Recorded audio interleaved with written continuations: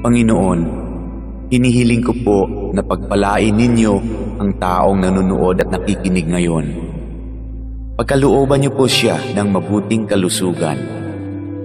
Bigyang tugon ang kanyang mga panalangin ayon sa inyong kalooban.